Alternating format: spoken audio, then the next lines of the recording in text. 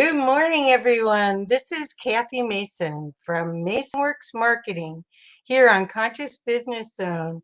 And I am very excited to speak with my friend, Reverend Angela LaRue, but she is running a little late. So I thought we'd come on so we didn't lose the feed and go ahead and start the conversation so that you all could learn a little bit about her. I met Angie 3 or 4 years ago, and when I met her, she had already created some does makes organite. This is a organite generator that ozone organite generator that I have right by my modem on my computer. And she also makes these smaller pieces that also have different frequencies in them, and you can kind of put them in your pocket. That's one of the things that she was doing. Then she has bed, a bed that is one of the most powerful devices I've ever experienced, that's filled with crystals and other wire and wool. And hopefully when she comes on, you might be able to see it in the background of her. And on top of that bed, she does these healings that are called crystal array healings. And the crystal array healings are where crystals, and I don't have any right here, but let's say this one is, let's say this was a clear crystal. Her crystals connect one by one in a pattern around you on this incredible bed that is filled with crystals. And then she does healings with them. It is the most remarkable thing I've ever seen. She also, at that time when I first met her, I will have to find out everything she's doing now because she's always evolving.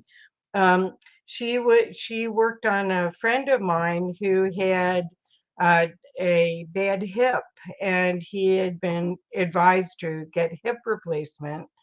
And with, I think, 3 sessions with Angie, she healed his hip. So I'm very excited to have her come on and tell you what's happening now. The other thing I'd like to do is invite you all, if you're on Facebook, to join my group, which is called Mindful Marketing Mastermind. And I'd love to have, I'll put it in the comments. I'd love to have more people in there. And I'm going to start training on Thursdays in there so that we'll have classes, live classes for you to help you with your online marketing. We're in an amazing time, and I want everyone that watches this now and later to realize how important each one of you is in this big change.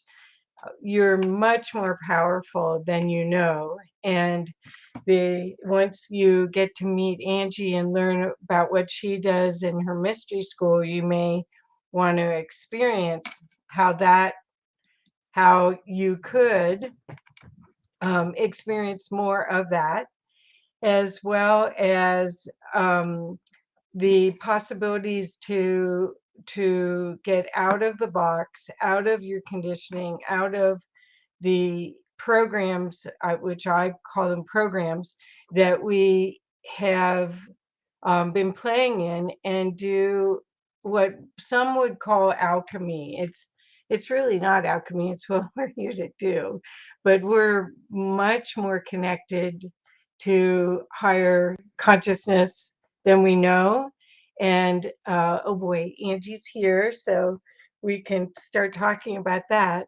But I hope that you'll join me in the Mindful Marketing Mastermind group. and on Facebook. And here we go. Here's Angie.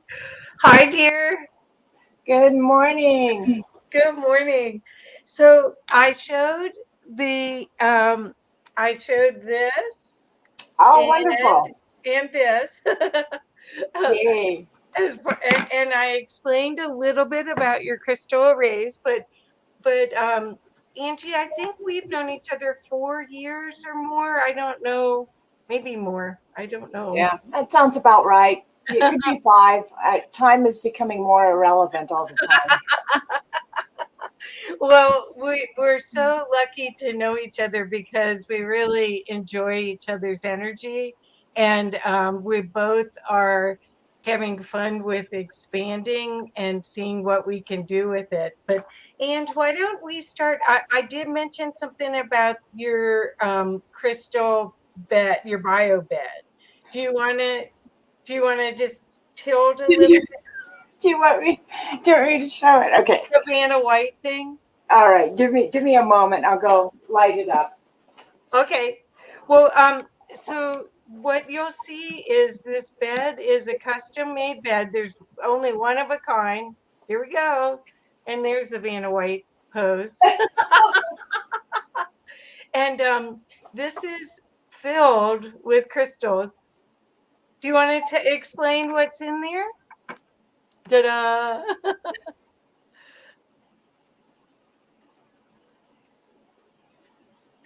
All right. So there's multiple layers of crystals going down the bed, and each layer is coordinated with what type of energy that we need. So whether we need, energy for our head, our thinking, clarity of thought, evolution of consciousness, or whether we need, heart, or whether we need, intestinal organs, legs, muscles, blood, all the way down.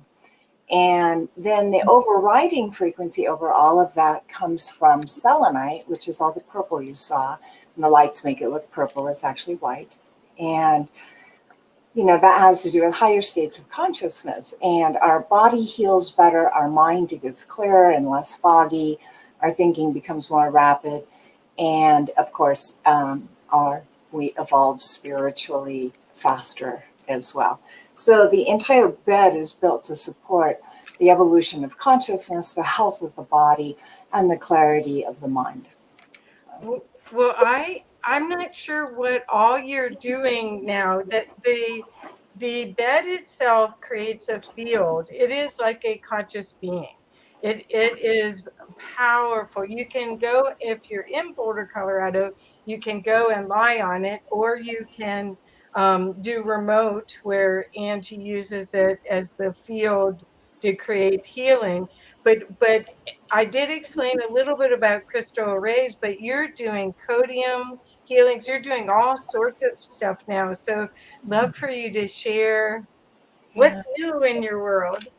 So I ended up kind of connected in with the Pleiades, and with that came a number of gifts. The Codoms for one, and I don't know how many I have now at this point, but a great many. They're very specific energy, so it's a pinpoint energy. A Codom does like one thing, essentially. It's not a broad spectrum kind of thing. So it really pinpoints. Like if you have arthritis, there's a Codom for arthritis. If you're trying to connect with your angels and guides, there's a Codom specifically for that. If you need evolutions in your business, there's Codoms for that. If you're writing music, there's Codoms for that. So that's one thing, is the Codoms, and I love those energies. They're fast. They're so fast.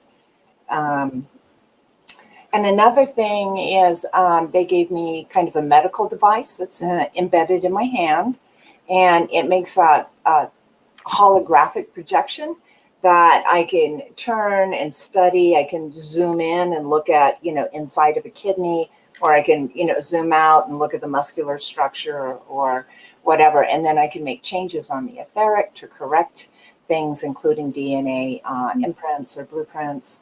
And then I return that to the person, and that change which has been made on the etheric begins to apply into the third dimension, into the physical, what we consider the physical dimensions.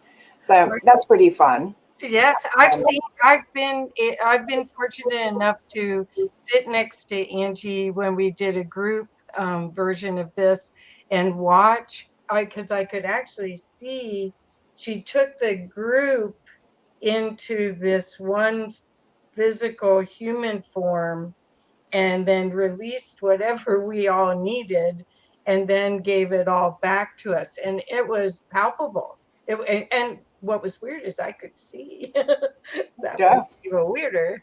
It was actually really fun because Kathy was actually there when the Palladians gave it to me. And it's a kind of an egg. It's shaped something like this. Yeah. And they actually threw it across the room and said, catch. And it flew right by her. And she actually saw it. And then it embedded in my hand and hurt for like 3 weeks. But well, there's been so many things like that we all it definitely was meant for you, and it's it's such a wonderful gift that you have that you share with so much love to help people heal. So are you doing more of that than doing the psychic surgeries then, or? it still remains a kind of an equal mix between psychic abilities, readings and what remote viewing and stuff like that. Psychic surgeries, healings, crystal arrays, which are actually something that I do on that bed. That's just the base that holds these big, huge crystal arrays, which are phenomenal. And I just love those so much. And manufacturing and making the orgone generators and the solfeggio frequency eggs. So it's just, and then also the carbon-60 oils. I forgot about that. So, okay. and then I'm also the founder of the Inner Passage Mystery School. So I spend a lot of time teaching as well. And it still remains a pretty even division between all those things. I don't know. I guess I've never been good at only doing one thing. I seem to have I don't know, just my human experience at this time. I do multiple things all the time. I'd love for you to brag a little bit about your psychic abilities, and if you are comfortable talking about that with the study that is being done. Oh, yeah. They've actually completed that study or folded it into other studies. And the gentleman at the university that was working with me has returned to India right now. So, but yeah, so one thing that I enjoy doing is traveling out of body and just kind of exploring spaceships and other planets and whatever I run into. I've had some really great adventures and a few misadventures as well. And the university had done kind of an open call for anybody who thought they might have some kind of ability to change the numbers on a random number generator. So the random number generator kind of made this line on the datum line, kind of up and down, zigzaggy a little bit.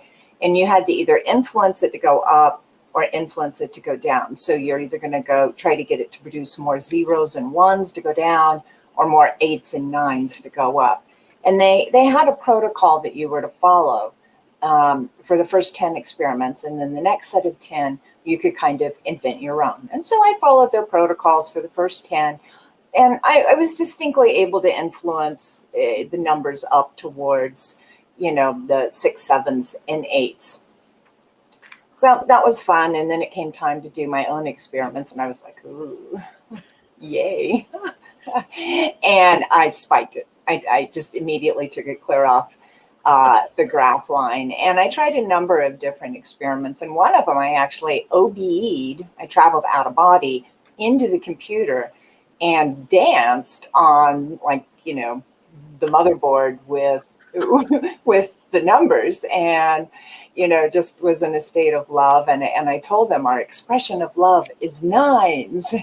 Just shot it off of the curve. And so when they consolidated all the data, and at one point I used the Antonian stone on it too, and that really flipped him out because it instantly from way up here returned the graph to a very straight line. And I was like, oh no, I healed it. I returned it to its normal state of being. Oh no, you made it coherent. Yeah.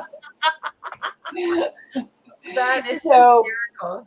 but they got quite excited about the results. And so they designed a set of experiments around me. And so then it became, for I don't remember how many months we worked on this, but it was like twice a week.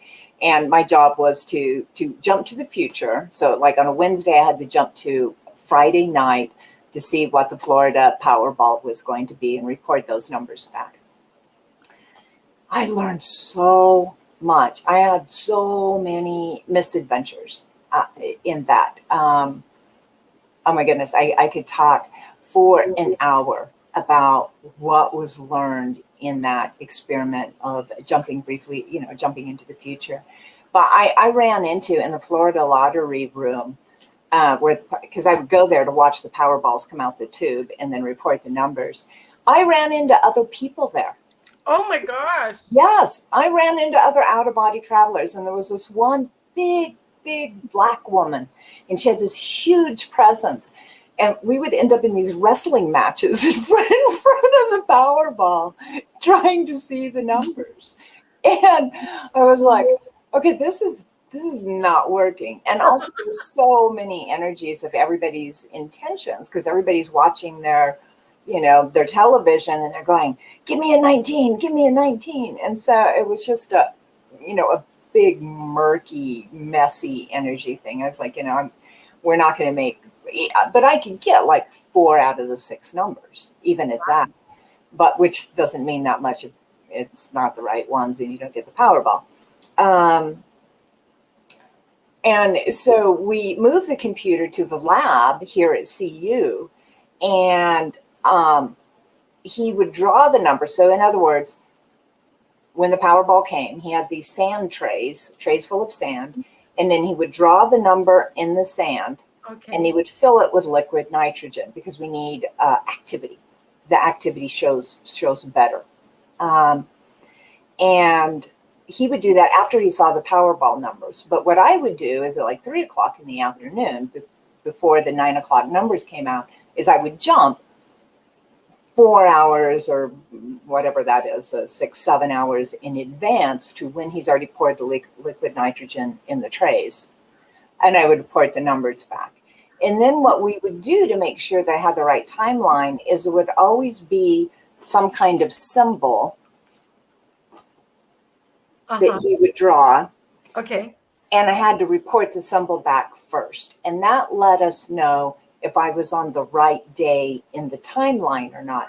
Because what was happening, what we'd learned from all the Florida jumps is I could return with the Powerballs, but instead of it being the Powerballs for April 17th, it was the Powerballs for August 17th. Oh, wow. Interesting. Yeah. And so locking in the correct timeline was really a challenge. And so we did this kind of remote viewing thing where I would, go to the lab, see the boxes, look for my symbol, report the symbol. And then I would get feedback from him if I was in the right timeline. And then I would read the numbers. And this thing happened where there was like this rift that was in the lab, and the rift kept opening up and sucking me in it. And so I'd have to fight my way back out of the rift, read another number, report that, and I get sucked into the rift again. Wow. I have to fight my way out of the rift, read another number, and I get sucked back into the rift again. And after about the second time of this happening, I was like, what is happening in your lab? This is the lab at the NAU campus. And I was like, what is going on there? He's like, what do you mean? I was like, there's a tear in the space-time fabric, and it keeps sucking me in, and I'm using up all my psychic energy, trying to get back out again to read another number. And this is going to burn me out, and I'm not going to be able to do this for very long at all. Your lab is not stable. What is happening? And he's like, well, I don't understand what you mean. I was like, what kind of machinery do you have in there? What specifically is on this wall at this height? Oh my gosh. Like, well, there's a broken quantum computer there. It doesn't even work, and it's in pieces. And it's like, guess what? It's tearing the space-time fabric. You've got to get that out of there. Wow. So I learned a lot about quantum computers. Even broken ones cause rifts in the time-space fabric. Wow. And so they cleaned the lab up. They got that out of there. And the rift persisted, and we didn't know how long until the space-time fabric would heal itself.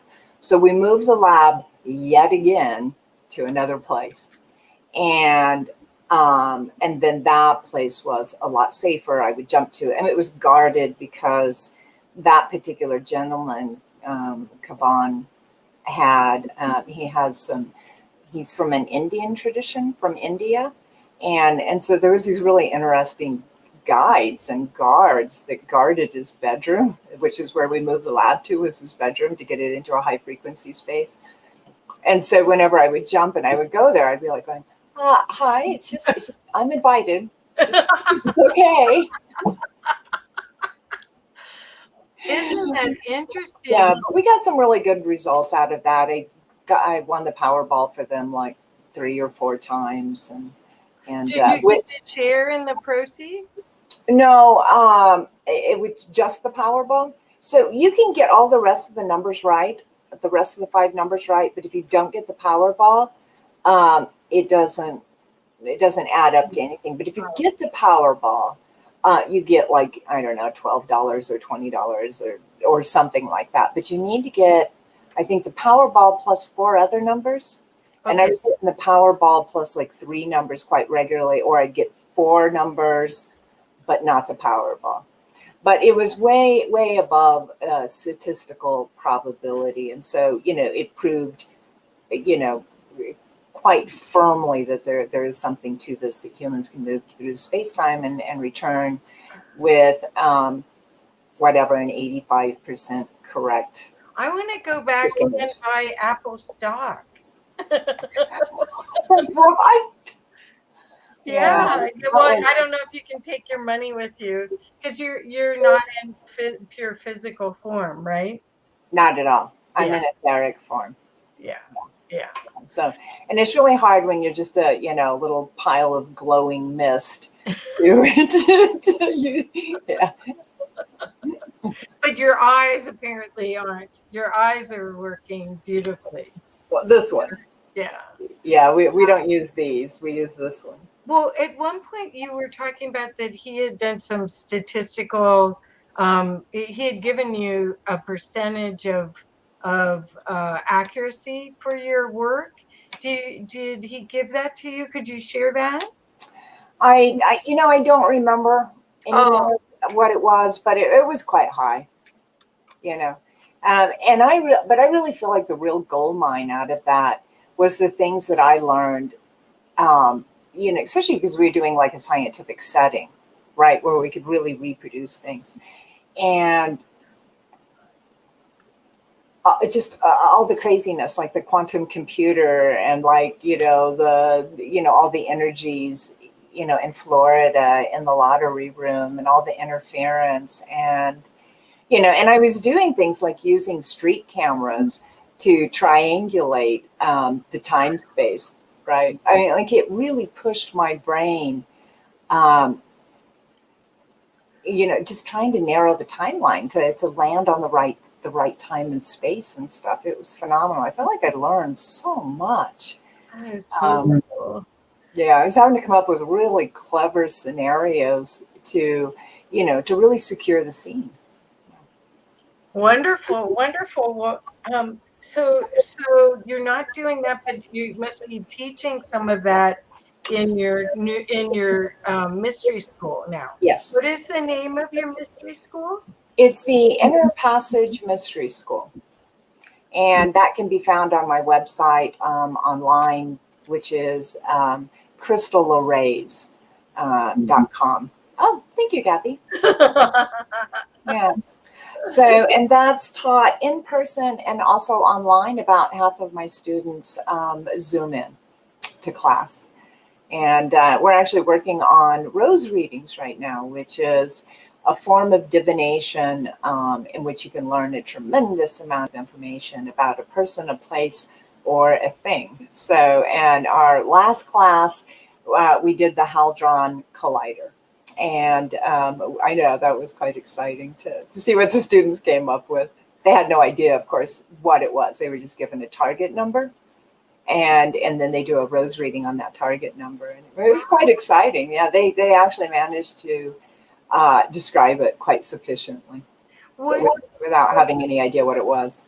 What is your emphasis in your mystery school? Are these specific teachings from Europe or from some timeline, or do they have some It is theme? specifically the evolution of consciousness. Okay. And things are borrowed. Every religion in the world has made a great discovery or two.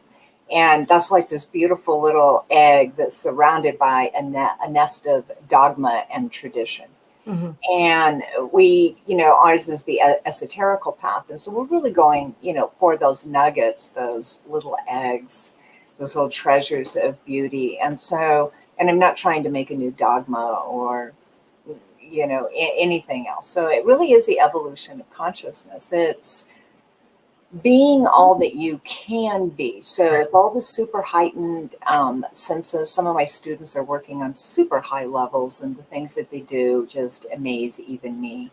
But it's also, moving more and more towards being in a constant state of love and compassion, and shining a very high vibration out there to all who cross your path, and living in a place of peace within, without resistance. And so it's all about, getting into self-sovereignty, and that landing in a very high vibrational state. So that's the whole focus. And you can come in from any religious tradition, and the esoterical end of any religious tradition is going to be where the mystics sit. And that's what I teach, is the mystic traditions. Right.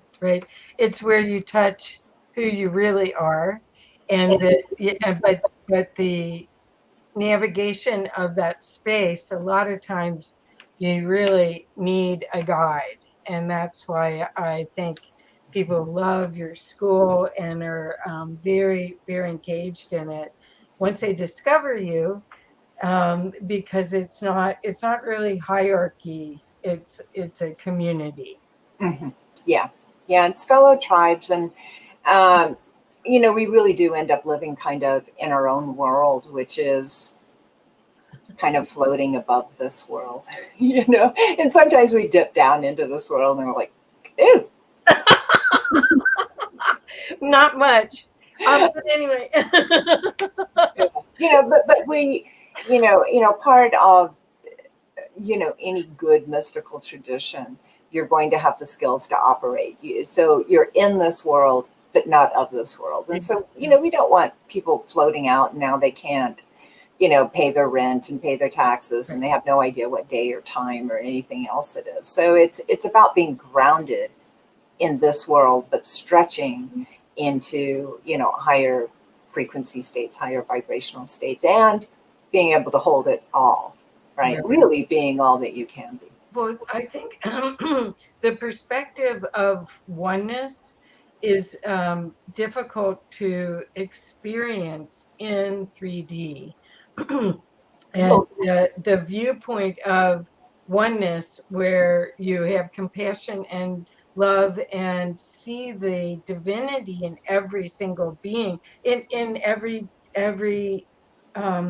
animal, every tree, in it all, comes from, a lot of times for me, it comes from this higher knowing and seeing it and actually feeling it. So what I'm always just so complimentary of your capacity of explaining things, because a lot of times I feel a lot of people that have a higher worldview cannot express it, but you can, and you can take people by the hand bit by bit, because this is pure empowerment. This is really who we are when the paradigm, the boxes that we put ourselves in as this weird game. Right. When we climb out of the boxes and go, uh-oh, what do I do now? Or when you go real high and you feel like you're defragging and you have an experience. Yeah. And you got to know how to pull yourself back together. And I've had to do some soul fragment recoveries on a few people where we were traveling out of body and we met a being, you know, that was vibrating in like the 12th dimension. And boy, it just sends all your little atoms, you know, like you just kind of explode. And you have to be refragmented. So like imagine, you know, the teleporters on Star Trek, right? That beam of energy. Well, imagine somebody putting a big blower on it and just blowing all those fragments out there, right? And I had that happen to me. And then I had to recover myself enough to recover the person that I was traveling out of body with. So, you know, but once you start kind of, you know, learning how to do all that and understanding the quantum nature of the universe, it becomes easier to recover from that. You know, I almost killed myself one time teleporting, right?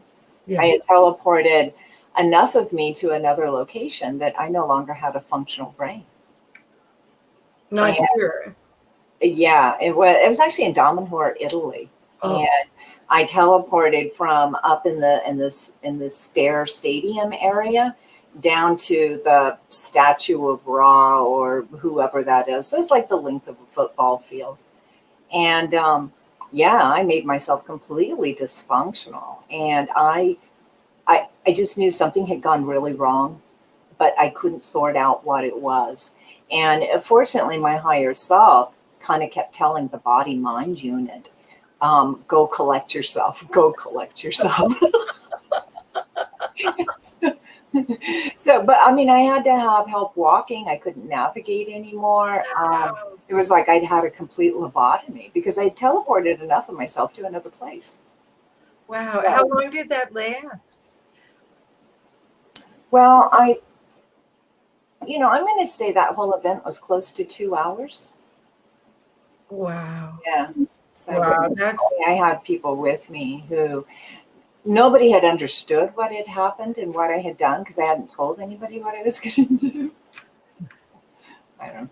Probably not. But they probably thought, oh, she had a reaction to the food or something. Well, I just seemed to be suddenly brainless. In a limp body that didn't work, and I didn't know who I was or where I was or what I was, and the ceremony that was being held, it was like a full moon ceremony, ended, and my partner was like, "Come on, Angie, we need to go," and I had no idea what "Come on, Angie, we need to go" meant. Wow. There was just it was like.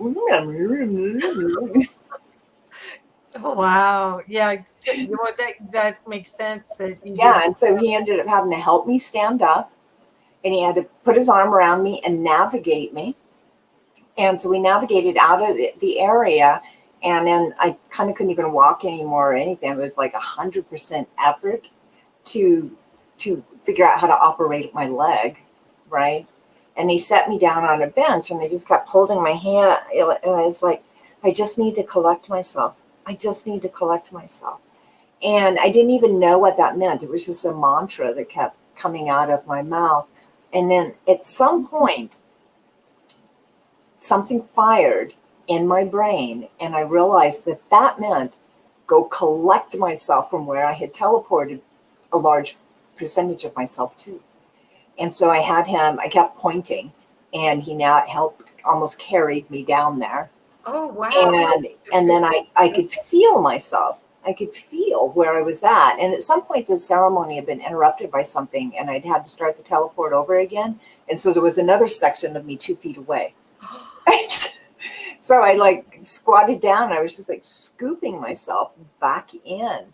And with every scoop of this etheric mass of me, my brain started clearing up. And then, and I was like, okay, am I 100%? no, I'm not. I'm still missing some. And that was when I remembered the interrupted teleport. And so I went around and I, found the other chunk of me and scooped it back in. And then I was good to go again. But that was scary. And I've been trying to train up, a group of priests or priestesses to spot me, because I would like to try to teleport again. But there's some major safety features that are going to have to be around that, because you basically can give yourself a complete lobotomy and, end up, Right. in a psych ward or a hospital on life support, and nobody will know what happened. And Right. you can't tell anybody what happened to get yourself back. And, will the parts of yourself kind of float back together over time? I have no idea. Well, if again, I'm sure it's all part of a lesson. So if you chose to have that lesson of being defragged and then retrieved, but I think you teach people because of that experience, you're very protective of your students to make sure they know how to do it correctly. Right. Yeah, and I can recover a number. I can recover myself and then a whole bunch of other people too, and teach that now. And I've had some really wonderful, adventures which have refined, how to do that. Well, before you came on, I explained about all your healing capacity, and this is a show for resources for conscious business owners that have they're servant leaders, most of them. They're very aware of their customers as well as their internal customers, their employees, and the products and services that they offer. And I wanted them to know if they need healing services, they need psychic services, they're ready to learn how to play with all that is at a much higher level, that they can work with you. I think that there aren't very many people like you, Ange, out in the world. I'm so blessed to know you. I'm doing something right then. I'm really living my soul essence then. Right. Well, the thing is that this is a way to release fear and get into your potency. The fear virus is what we're all experiencing right now, and some of us are. I mean, I know that a lot of people are blooming right now. They're. It's like this lockdown shutdown gave them enough time to really go in. How do you see this time? Yeah, so some really interesting things. There was you know me, Kathy. Here we go. Okay. There was a really interesting government project called the Looking Glass, where they were able to look into the future. Right. Okay, and this project went on for quite a while. And it became very apparent around 2012 that a pivotal event happened in humanity. And no matter how many scenarios they ran to try to prevent this, all roads led to this event in 2012. And it was completely unavoidable.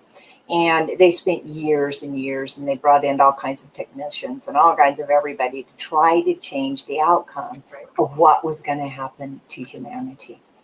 And it didn't matter. This event happened no matter what. Right. Guess what the event was? Awakening. Yeah. The mass awakening of consciousness. Right. And we just left the Kaliunda a couple weeks ago. And we're literally, based on where our planet is inside the Milky Way compared to the rest of the galaxy, it's like a big cosmological calendar. And we have moved into beginning 2012, we moved into alignment with energies coming from the center of our galactic core, which is causing the evolution of consciousness in everything in our universe, and everything in our little spiral arm of the galaxy. So all the planets, all the life on those planets, all the beings, the sentient beings on all of it, we're evolving. It's unavoidable. and it can't be stopped. And that's hastening. And literally everything they're doing, like the lockdown and all that, all these scenarios they're playing out, it's just hastening it. It's unstoppable, right? Right. We're going to evolve, period. And Right. it's the natural order, right? This isn't, oh, I'm going to take, the next 3 years of my life off and go live in an ashram and evolve my consciousness. You're going to evolve. And the less resistance you have to that, the quicker it happens and the more gracefully it can happen. Not that the evolution of consciousness is in any way graceful. It's not. No. It's it can be very messy. And the faster and more spontaneous that awakening is, often the messier it is. And I've been called in a number of times, to help people who it got super messy. Well, I think, we're the age of Aquarius is going from this hologram that is high contrast, high polarity, high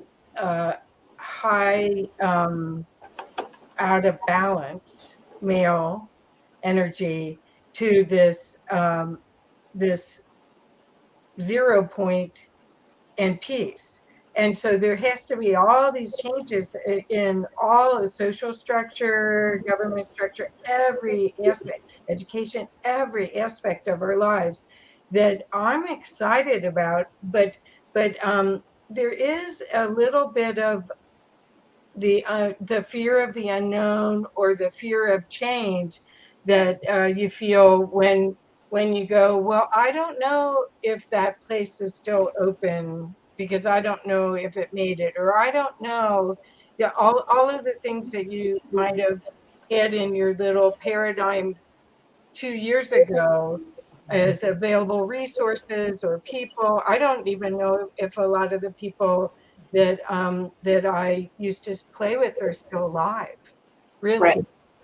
Yeah. And Well, and there's plenty of souls that are deciding, I don't think I'll check back in after we're done, with this transition, because, being here on the front line. So, we're moving out of the age of power, which, we're seeing what that has done to the world. And it's just this, mess.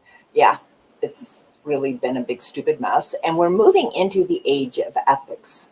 Okay, so think about where our government is at right now, and the choices that have been made, and the things they've been doing, and the endless wars, and the corruption, and the graft, and the, technocrats, and think of all that. And we're moving into the age of ethics and clarity, right?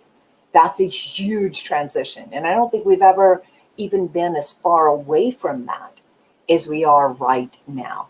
Right. Well, not in this epoch. Right. That way. Well, let's put it not in this iteration of humanity. Not this many people. See, the thing is there's so many souls, so many aliens. So there are so many beings here that are watchers and participators, and there's beings at every level, which I'd love to, hopefully we have time to talk about Bigfoot.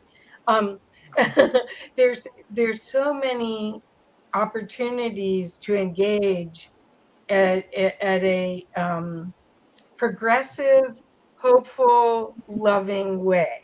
And that's what I'm hoping people will get from this conversation, is that they're really, the fear is a gift to push through. Yeah, we're really getting to explore in depth the experience of fear. So basically, for the humans, everything kind of boils down to two emotional states, or two states of being: a state of fear or a state of love. And everything else is just an iteration of that. Okay, so it's either fear or love. So right now we're really getting to explore fear and really see what that is, what that does to us, how everything. Because we don't necessarily understand that love is the better way to go until we understand the opposite really well.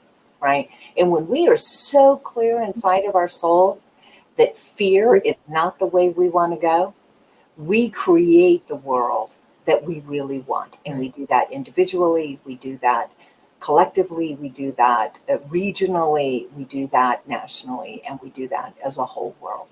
So, but right now we're really exploring the brown stuff that hits the fan.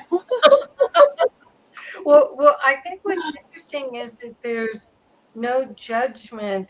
For most of the people that I work with and that are out in service like you are for humanity, there's really no judgment. There's no ego. I think back even 20 years ago, there was gurus and ego, and there was so much of that oh, well, they can do it. I'll just pray to them. It's that same paradigm as religion. Pray to them. Whereas now this epoch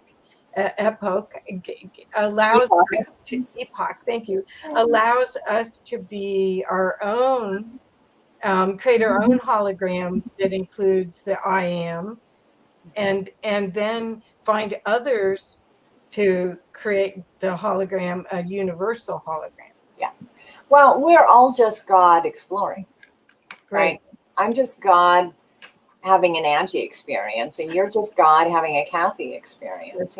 We are, there is only one, there is only God dreaming a billion dreams, right?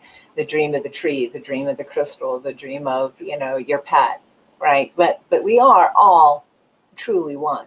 And so what happens is when we recognize and that oneness, that source creator created all of this from a state of love. So fear is a possibility and a potential. I mean, this is how we measure things, right? We don't even know, as a being where we are until we understand the yardstick, both ends of the yardstick, right? So exploring fear it's just exploring the terrain so that we can figure out where we want to be on that terrain. And there's no judgment on that. I mean, that too is just information feeding back into the oneness, into God. How do you keep your high vibe though if you are around?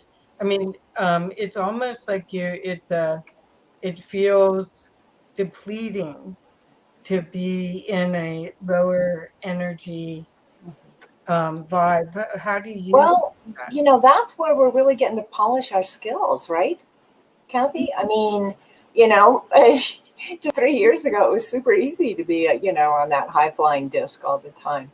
And now we actually have to work for it, right? So we're meditating more. We're going to conscious events more and being around our own tribe more. I do my own crystal arrays on myself, right? Like those crystalline transmissions that we recorded, there's 12 of them. I do them on myself. And there's been days when things were so wonky in the collective and we were, the Schumann frequency was spiking to like 78 and, comets are flying by. And you wake up just like in a drugged haze and you can't pull yourself together. I've done as many as 3 crystal arrays on myself in a single day. Oh, wow. Great. Yeah.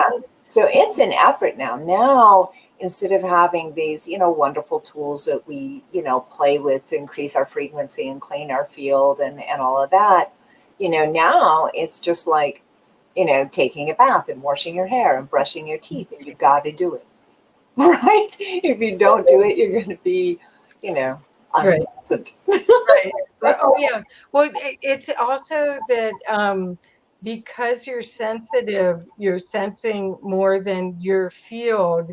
And I do believe that everyone's going to become an empath. I think that's part of the evolution of our species. Well, and it's not even becoming.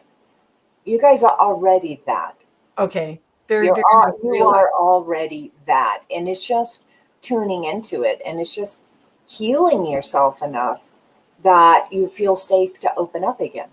Okay. Right. But when we open up, all those skills are there. But we live in a world where we shut ourselves down so much. And, electronics are such a great way to shield up, check out, and they've become so addictive. But a lot of people are just heavily shielded up and they don't feel safe to open up. But when you open up, you discover what you are. And I don't have any skills that anybody else in the world doesn't have. Right. I am literally the same as everybody else. Right. The difference is, as I've learned how to push through fear, anxiety, concern, and live courageously with grace and ease. And I don't take myself too seriously. We're all going to die. Nobody gets out of this alive. And we're all going to reincarnate and come back and play again. Right? And And so, if we want to come to Earth School or not, that's the thing, is who knows what all of this is about. But I guess I wanted to make sure that people realize that you are a resource if they are going through difficulty, to be able to either get a psychic reading, or if their physical body, if they're exhausted with all of the keeping everybody else buoyant in their environment, and somebody needs to give them a little boost. That I want to highly recommend. That Angie's work is just, it's divine. It's divine. So we have a little bit of time, and I want to talk about, well, you asked about the hike. You asked me to mention the hike. Is oh, it about Bigfoot, or is that something? no, well, I mean, that does play a minor part in the story.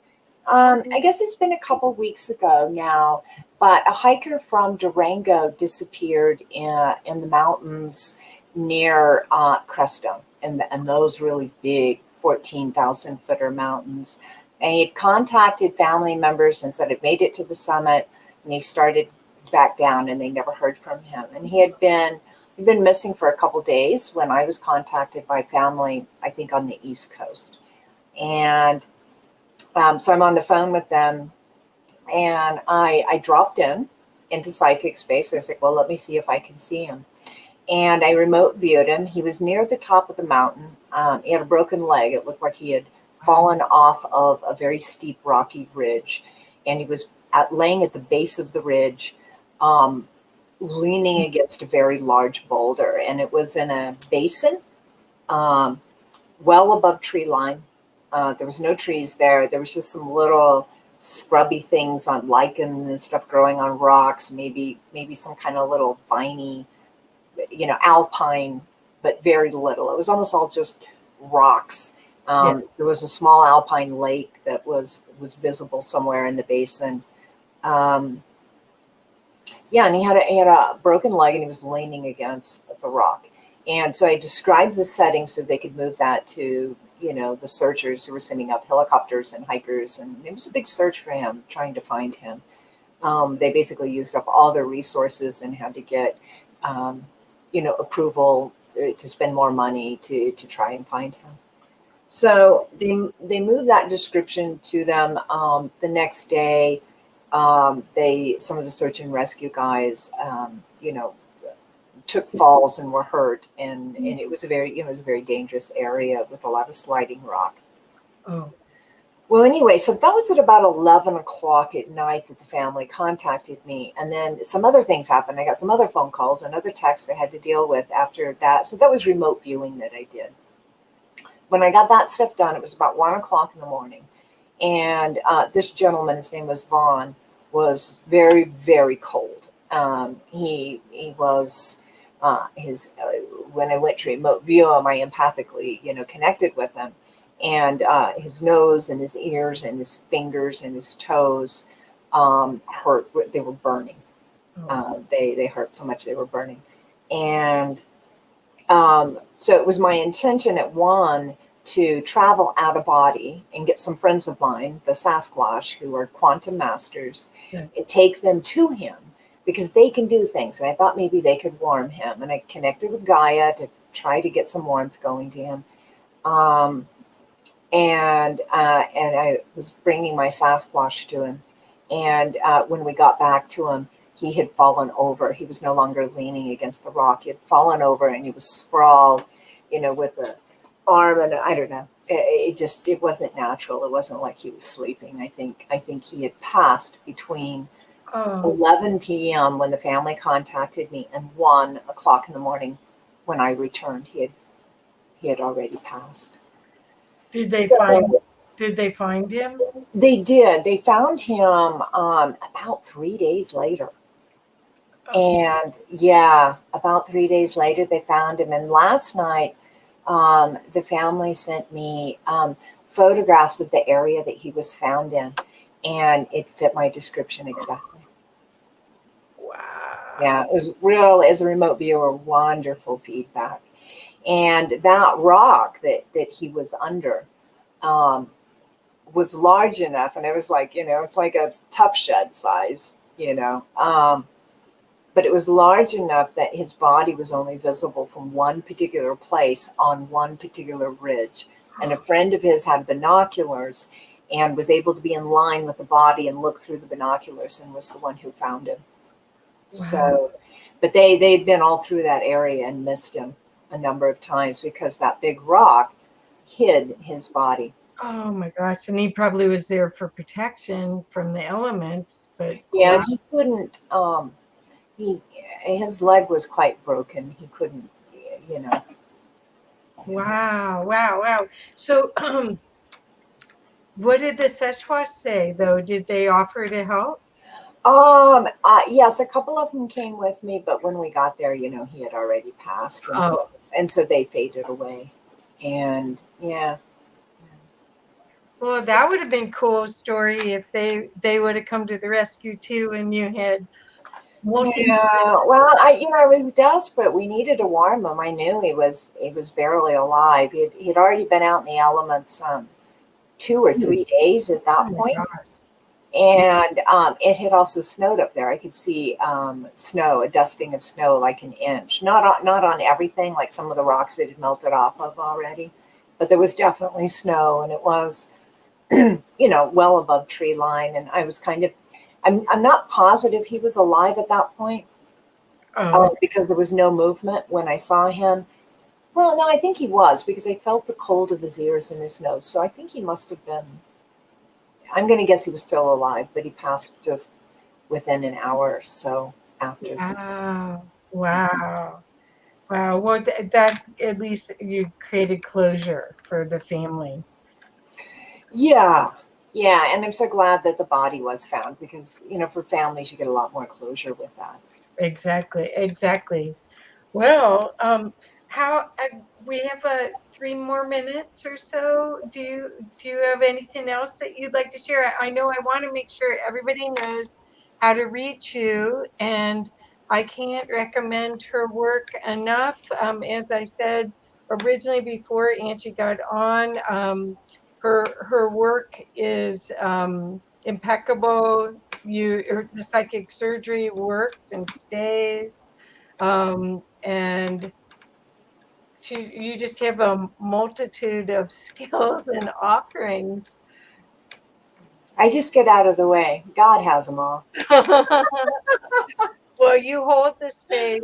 So what I'm hoping is that the people that are watching this, if you are out of balance, whether it's your body, mind, or spirit, that you consider contacting Angie to get some assistance to get back into alignment. Or just to, open up and grow.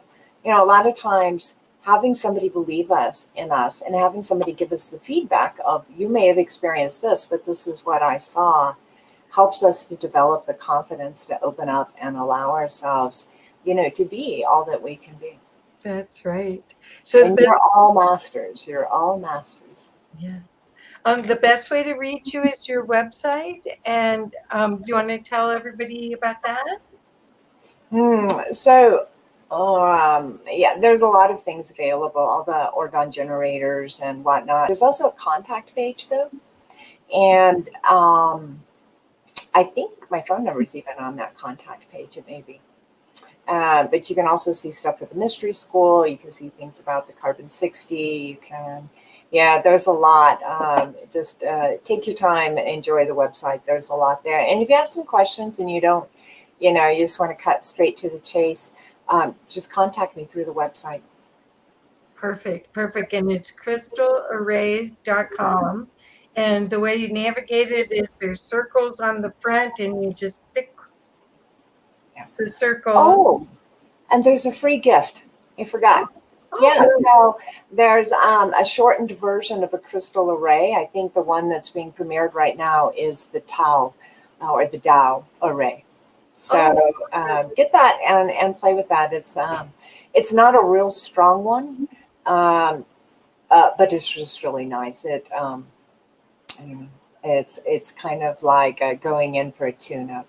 Well, when Angie and I got to record 12 of those crystal arrays, and we were looped. Yeah, for weeks. It For was weeks. fantastic. I still listen to them. I love them. Yeah. So it's absolutely wonderful. But anyway, well, thank you so much. I want to make sure everyone again connects with Angie LaRue. She is a beautiful being and a great resource for us all. And she will help you realize how powerful and beautiful you are. Thank you, Angie. Thank you, Kathy. Bye-bye, dear.